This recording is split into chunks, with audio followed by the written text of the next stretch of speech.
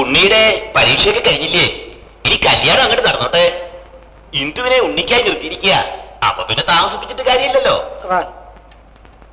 ആ, കോവിലകത്ത് ഒരു കല്യാണം നടത്തുമ്പോ അന്തസ്സായി നടത്തണമല്ലോ. അതിനുള്ള ഉറുപ്പിലേക്ക് എന്താ മാർഗം? കിട്ടുണ്ണി തന്നെ പറഞ്ഞോളൂ. എന്തേ, ഒന്നും തോന്നണില്ലേ? അടിയൊന്നും തോന്നുന്നില്ല. അപ്പൊ കുഞ്ഞിനോട് ചോദിച്ചാലോ? കാണില്ലേ? കാണാതിരിക്കില്ല. എങ്കിലൊരു 5000 ഉറുപ്പിക കൂടി വാങ്ങിച്ചോളൂ. വെറുതെ വേണ്ട, 1000 ഉറുപ്പിക വാങ്ങിയിട്ടില്ലേ? എല്ലാം കൂടി 6000 ഉറുപ്പികയ്ക്ക് വസ്തു എഴുതി കൊടുത്തളയാം. എന്താ? എഴുതാനിനി വസ്തു ഇല്ല അല്ലേ? അത് നാം മനസ്സിലാക്കിയിരിക്കുന്നു. എന്താണ് വേണ്ടതെന്ന് തീരുമാനിച്ചിട്ടുണ്ടെന്നും കൂടി കൂട്ടിക്കോളൂ. നമ്മുടെ ആ അമ്പലപ്പുറമില്ലേ, അതങ്ങ് പാട്ടം എഴുതി കൊടുത്തുകളയാ. ഏതായാലും കല്യാണം നടത്താൻ പറ്റിക്കാൻ പറ്റില്ലല്ലോ. ഇനി കല്യാണം നടത്താനുമില്ല. അതുകൊണ്ട് ആ അപ്പു കുഞ്ഞിനോട് ഇന്ന് തന്നെ പറഞ്ഞോളൂ. ഒരു ആധാരം അങ്ങ് എഴുതിച്ചോളൂ. നാം അങ്ങ് ഒപ്പിട്ടോളാം. അമ്പലവും മുറ്റവും അശുദ്ധാക്കണ്ടെന്ന് കൂടി പറഞ്ഞോളൂ.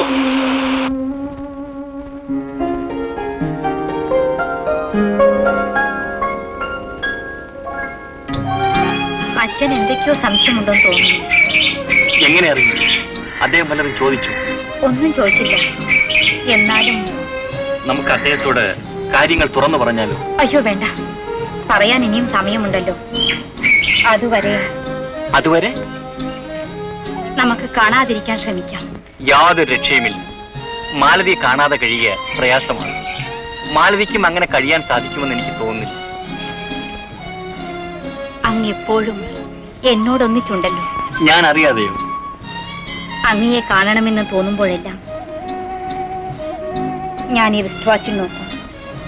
ഞാൻ മരിക്കുന്നത് വരെ ഇതെന്നോട് ഒരുമിച്ചുണ്ടാവും. പക്ഷെ മാലതി എനിക്ക് സമ്മാനവും തന്നില്ലല്ലോ.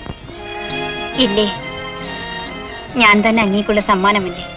എങ്കിൽ എനിക്ക് കാണണമെന്ന് തോന്നുമ്പോഴെല്ലാം ഈ സമ്മാനവും എന്നോടൊന്നിച്ചുണ്ടായിരിക്കും. പക്ഷേ അത് മറ്റുള്ളവർ കാണുന്നത്. മറ്റുള്ളവർ കാണാതിരിക്കാൻ മാർഗമുണ്ടല്ലോ. നമ്മൾ ഇനി മുതൽ പകൽ കാണുന്നതേയില്ല, രാത്രിയിൽ കാണുന്നു. ഇവിടെ വെച്ച്. എന്താ? അയ്യോ, അത് വേണോ? വേണം. എനിക്ക് കിട്ടിയ സമ്മാനമാണ്. എനിക്കിഷ്ടമുള്ളപ്പോഴെല്ലാം കാണണം.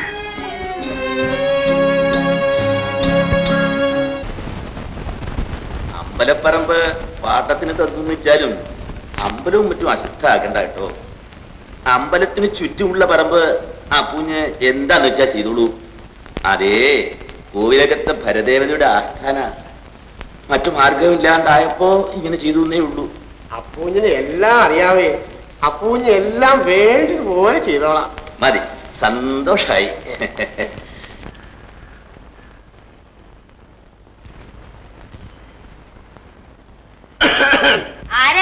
അടിയനാന്നേ അപ്പുക്കുഞ്ഞ്. എന്താ? വാര് തമ്പുരാൻ ഇല്ലേ ഇവിടെ? ഇല്ല, കോലോത്ത് വരിക്ക. എന്ത് വേണം? അടിയനെ അറിയില്ലായിരിക്കും. ആ, എനിക്കറിയാം. ആ കുന്നുംപുറത്ത് താമസിക്കുന്ന അപ്പൂഞ്ഞല്ലേ? അതെ അതെ അതെ, അടിയൻ വിചാരിച്ച്.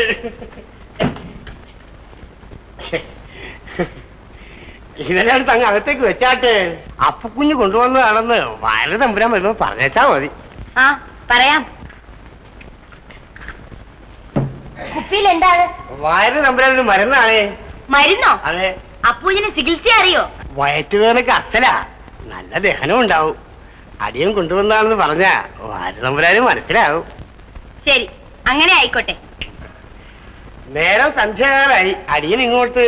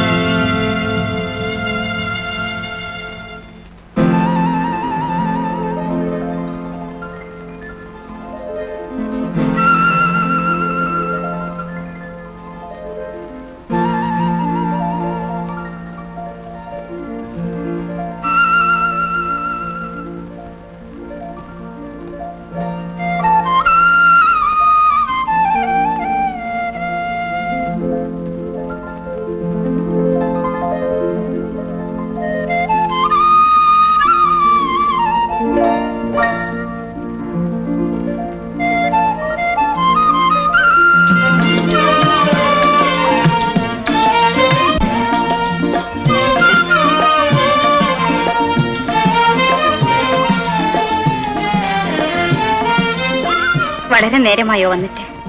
സാരമില്ല. അച്ഛൻ ഉറങ്ങാതെ എങ്ങനെ പോരാൻ കഴിയും? ഇനി ഇങ്ങനെ പാടുപെട്ട് രാത്രിയിൽ കാണേണ്ടി വരുമെന്ന് തോന്നുന്നില്ല. അതെന്താ? നമ്മൾ പ്രതീക്ഷിക്കുന്നതിനേക്കാൾ വേഗത്തിൽ കാര്യങ്ങൾ ശരിയാകാൻ പോവുകയാണ്. കോവിലകത്ത് വിവാഹാലോചന നടക്കുന്നു. ഞാനും ഇന്ദുവുമായിട്ടുള്ള വിവാഹം. ഇന്ദുവിനെ അറിയില്ലേ? അമ്മാവന്റെ മകളാണ്. പക്ഷേ അത് നടക്കില്ലെന്നുള്ളതാണ് സത്യം. നടന്നില്ലെങ്കിൽ കുഴപ്പങ്ങൾ എന്തെങ്കിലുമൊക്കെ ഉണ്ടായി എന്ന് വരാം. അത് സാരമില്ല. മഴേ, എന്താ ഇത്? ഇരിക്കൂ, ഇരിക്കൂ. എന്താ ഇത് മലതി? പാടില്ല. ഞാൻ കാരണം അങ്ങേക്കൊരു കുഴപ്പവും ഉണ്ടാവാൻ പാടില്ല. മറ്റൊരു പെണ്ണ് വേദനിക്കാനും പാടില്ല. ഞാൻ ഈ ഓർമ്മകളുമായി കഴിഞ്ഞുകൊള്ളാം. അതിന് ഞാൻ ഒരുക്കമില്ലെങ്കിലോ? ആപത്താണ്. നമ്മൾ ഒരുമിച്ച് നേരിടും. എനിക്കൊരു ഭാര്യ ഉണ്ടാകുമെങ്കിൽ അത് മാലതി മാത്രമായിരിക്കും. ധൈര്യമായി നിൽക്കൂ.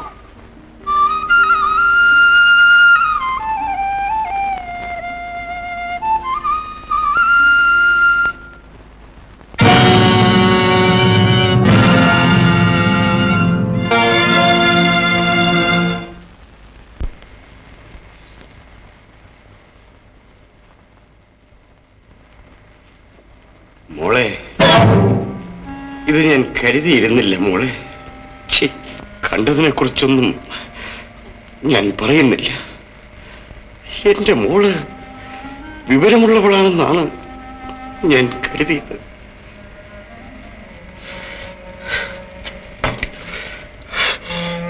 മേലാൽ ഇത് ആവർത്തിക്കരുത് മോളെ.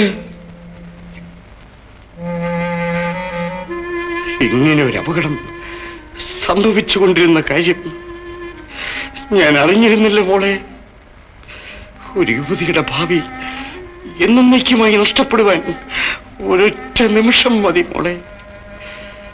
രവിവർമ്മ ആരാണെന്നും മോളാരാണെന്നും തിരിച്ചറിയാനുള്ള വിവരമെങ്കിലും എന്റെ മോൾക്കുണ്ടാകേണ്ടതായിരുന്നു.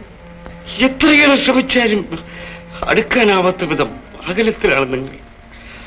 അതറിയാതെ അടുക്കുന്നത് അപകടവുമാണ് മോളെ. മോള് ചെറുപ്പമാണ്. സ്വപ്നങ്ങൾ മാത്രമേ മനസ്സിൽ കാണൂ. സത്യങ്ങൾ മറുവശത്തുമാണ്. വളരെ വൈകിയേ ആ സത്യങ്ങൾ കാണാൻ കഴിഞ്ഞുള്ളൂ എന്ന് വരാം. പക്ഷേ അന്ന് സ്വപ്നങ്ങളുടെ സ്ഥാനത്ത് ദുഃഖങ്ങൾ മാത്രമേ കാണൂ. എന്റെ മോളിത് മറക്കരുത്. വിദ്യാഭ്യാസമുള്ള നിന്നോട് ഇതിലേറെയൊന്നും പറഞ്ഞു തരേണ്ട കാര്യമുണ്ടെന്ന് എനിക്ക് തോന്നുന്നില്ല. മേലാൽ നിങ്ങൾ തമ്മിൽ കാണരുത്. മോളെ, മോളെ, മോള് പോയി ഉറങ്ങും മോളെ.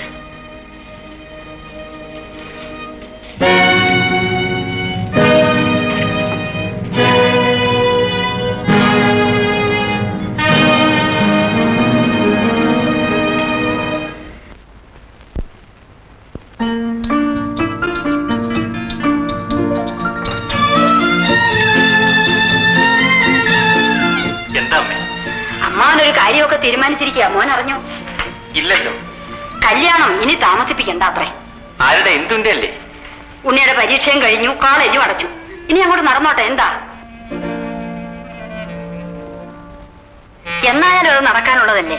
എങ്കിലും ഇന്നേ ആയിക്കോട്ടെ. എന്താ ഇതൊക്കെ എന്നോട് പറയുന്നത് എന്തിനാ? പിന്നെ ആരോടാ പറയാ? ഉണ്ണിയല്ലേ കല്യാണം കഴിക്കേണ്ടത്. ആരാ? ഞാനോ? നല്ല കഥയായി. ഉണ്ണി എന്താ കൊച്ചു കുട്ടിയോ മറ്റോ ആണോ? എന്റെ കല്യാണമാണെങ്കിൽ അത് കുറെ കൂടി കഴിഞ്ഞിട്ട് മതിയമ്മേ. ഇനി അതൊന്നും പറയാൻ പറ്റില്ല. അമ്മാവനെല്ലാം തീരുമാനിച്ചു കഴിഞ്ഞിരിക്കുന്നു. തീരുമാനിക്കുന്നതിന് മുമ്പ് എന്നോട് കൂടി ഒന്ന് ചോദിക്കേണ്ടതല്ലായിരുന്നു? അതെന്താ? ഉണ്ണിയുടെ കാര്യങ്ങൾ തീരുമാനിക്കാൻ അമ്മാവന് അവകാശമില്ലേ എന്ന് ഞാൻ പറഞ്ഞില്ല. എന്റെ മോനെ, ഞങ്ങളുടെ ഒരു ആശയല്ലേ, അതങ്ങോട്ട് നടന്നോട്ടെ. ആശ നിങ്ങളുടേതാണെങ്കിലും കല്യാണം എന്റേതല്ലേ അമ്മേ? എന്റെ കല്യാണമാണെങ്കിൽ എന്തൊക്കെ ആയാലും കുറെ കൂടി കഴിഞ്ഞേ നടക്കും. അയ്യോ എന്റെ മോനെ, അങ്ങനൊന്നും പറയല്ലേ. അമ്പലപ്പറമ്പ് തീരെഴുതിയിട്ട് ആ കല്യാണത്തിനുള്ള പണം ഉണ്ടാക്കിയേ. അപ്പൊ കല്യാണം വേണ്ടാത്രേ. അമ്പലപ്പറമ്പ് തീരെഴുതിയ വിവരം ഞാനും അറിയും. അതെങ്കിലും വിൽക്കാതിരിക്കാമായിരുന്നില്ല. എന്ന് വെച്ചാ കോലാത്തൊരു കല്യാണം നടക്കുമ്പോ അതിന്റെ അന്തസ്സും പ്രൗഢിയും മറ്റും വേണ്ടേ ഉണ്ണിയെ? ഇപ്പൊ കുറെ ബുദ്ധിമുട്ടൊക്കെ ആണെങ്കിലും പണ്ട് രാജ്യം ഭരിച്ച കോവിലകായത് ഉണ്ണിക്കറിയില്ലേ അത്? രാജ്യം ഭരിച്ചു പോലും. ഇതൊക്കെ ഇനിയും മറക്കാറായില്ലേ അമ്മേ? അന്തസ്സും പ്രൗഢിയും കാണിച്ച് കാണിച്ച് ഇനി എന്തുണ്ടമ്മേ വിൽക്കാൻ? ഈ വലിയ കെട്ടിടവും മുടിഞ്ഞ വളപ്പും മാത്രമുണ്ട്. അടുത്ത പ്രൗഢിക്ക് ഈ കെട്ടിടവും പൊളിച്ചു വിൽക്കേണ്ടതായി വരും. അമ്പലം വിറ്റ് കല്യാണം നടക്കുന്നു. എന്നിട്ട് പ്രൗഢിയാണത്രേ പ്രൗഢി. ഈ കല്യാണത്തിന് എന്നെ പ്രതീക്ഷിക്കണ്ട. മോനെ,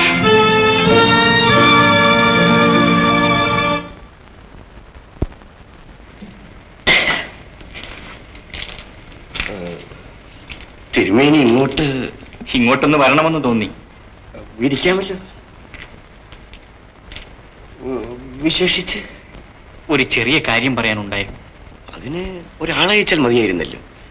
കൂരകത്തേക്ക് ഞാൻ വരുമായിരുന്നു. കോവിലകത്തേക്ക് എനിക്ക് വരാൻ പാടില്ലല്ലോ അല്ലേ? അതുമാത്രവുമല്ല, കോവിലകത്തുള്ളവർ തൽക്കാലം ഇതറിയാതിരിക്കുന്നത് നല്ലതാണോ? ഈ രണ്ട് വലിയ തടസ്സങ്ങൾ ഉള്ളതുകൊണ്ട് തന്നെ അങ്ങ് പറയാൻ വന്ന കാര്യം പറയണമെന്നില്ല. തടസ്സങ്ങളൊന്നും സാരമില്ല, എല്ലാം ഞാൻ ശരിപ്പെടുത്തിക്കൊള്ളാം. പറയാൻ എളുപ്പമാണ്, പ്രവർത്തിക്കാനാണ് ബുദ്ധിമുട്ട്. ഞാൻ പറയുന്നത് എന്തെന്ന് കേട്ടിട്ട് അത് തീരുമാനിച്ചാൽ പോരെ? കേൾക്കണമെന്നില്ല തിരുമേനി. അല്ലാതെ തന്നെ എനിക്കറിയാം, തിരുമേനിയും മാലതിയും ചെറുപ്പമാണ്. എനിക്ക് കുറച്ചുകൂടി പ്രായമുണ്ട്. ഈ ലോകത്തെക്കുറിച്ച് ചിലതൊക്കെ എനിക്കറിയാൻ കഴിഞ്ഞിട്ടുണ്ട്. അതുകൊണ്ടാണല്ലോ മാസ്റ്ററോട് സംസാരിക്കാൻ എനിക്ക് ധൈര്യമുണ്ടായത്. ഈ ധൈര്യമൊന്നും ശാശ്വതമല്ല തിരുമേനി. ഈ പ്രായത്തിൽ എല്ലാം ഒരു രസമാണ്. അതിനും ജീവിതവുമായി ബന്ധമുണ്ടാവണമെന്നില്ല. എല്ലാം എതിർക്കാൻ ഒരുക്കമാണെന്ന് പറയും. എന്നിട്ട് ചില പ്രശ്നങ്ങളുടെ മറ പിടിച്ചുകൊണ്ട് ഒഴിഞ്ഞു മാറുകയും ചെയ്യും. ഇതല്ലേ സത്യം തിരുമേനി? എല്ലാ സത്യവും എല്ലാരെ സംബന്ധിച്ചും ശരിയാകണമെന്നില്ല. ഞാൻ മാലതി വിവാഹം ചെയ്യാൻ ഒരുക്കമാണ്. ഞാൻ സമ്മതിക്കയില്ല. എന്തുകൊണ്ട്? നടക്കില്ലെന്ന് അറിയാവുന്നതുകൊണ്ട് തന്നെ. നടക്കാത്തൊരു കാര്യത്തിന്റെ പേരിൽ ആശിക്കാനോ വേദനിക്കാനോ എന്റെ മകളെ ഞാൻ വിട്ടു തരികയില്ല. ഇത് നടക്കാത്ത ഒരു കാര്യമാണെന്ന് പറയുന്നതിൽ എനിക്ക് അത്ഭുതം തോന്നുന്നു. നടക്കുകയില്ല തിരുമേനി, നടക്കുകയില്ല. മാലതിയുടെ വീട് ഇന്നും കുടിലെന്നാണ് പറയുന്നത്. രവിവർമ്മയുടെ വീട് കൊട്ടാരമാണ്. ഇതിനിടയിൽ വലിയൊരു വിടവുണ്ട്. ആ വിടവ് മാറാതെ ഒന്നും ശരിയാകാൻ പോകുന്നില്ല. ഞങ്ങള് പാവങ്ങളാണ് തിരുമേനി. ദയവ് ചെയ്ത് ഞങ്ങളെ ഉപദ്രവിക്കരുത്. മേലാൽ മാലതിയുമായി യാതൊരു ബന്ധവും പാടില്ല. അവളൊരൊറ്റ മകളെ എനിക്കുള്ളൂ. അവൾ എന്റെ പ്രാണനാണ്. അവൾ വേദനിക്കുന്നത് കാണാൻ എനിക്ക് കരുത്തില്ല തിരുമേനി. അതുകൊണ്ട് തിരുമേനിക്ക് പോകാം. മേലാൽ ഇവിടെ വരികയും അരുത്. ദയവ് ചെയ്ത് ഞാൻ പറയുന്നത് വിശ്വസിക്കും. ഞാനത് വിശ്വസിക്കാൻ പാടില്ല. ഞാൻ ഒരച്ഛനാണ് തിരുമേനി. മാലതി എവിടെ? മാലതിയെങ്കിലും ഞാൻ പറയുന്നത് വിശ്വസിക്കുന്നുണ്ടോ എന്ന് എനിക്കറിയണം. മാലതി, തിരുമേനി. മാലതി, മാലതി, മാലതി, നിന്നെ ആരും ഇവിടെ വിളിച്ചു? എന്തിനു വന്നു? അകത്ത് പോകൂ, അകത്ത് പോകൂ.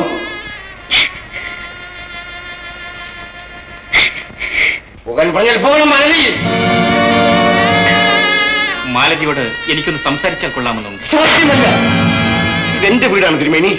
ഇവിടെയെങ്കിലും ഞാൻ ഉദ്ദേശിക്കുന്ന പോലെ തിരുവനന്തപുരം നടക്കണമെന്ന് എനിക്ക് നിർബന്ധമുണ്ട്. ഇനി തിരുമേനി ഇവിടെ നിൽക്കാൻ പാടില്ല. തിരുമേനിയോട് സ്നേഹവും ബഹുമാനവും ഉള്ളത് കൊണ്ട് മേലാളി ഇവിടെ വരരുതെന്ന് ഒരപേക്ഷയുമുണ്ട്. ഈ ലോകത്തിലുള്ള ഒന്നും തന്നെ എന്റെ മകളേക്കാൾ വലുതല്ല തിരുമേനി. തിരുമേനി പോകണം, ദയവ് ചെയ്ത് പോകണം തിരുമേനി. മോളെ, മോളെ.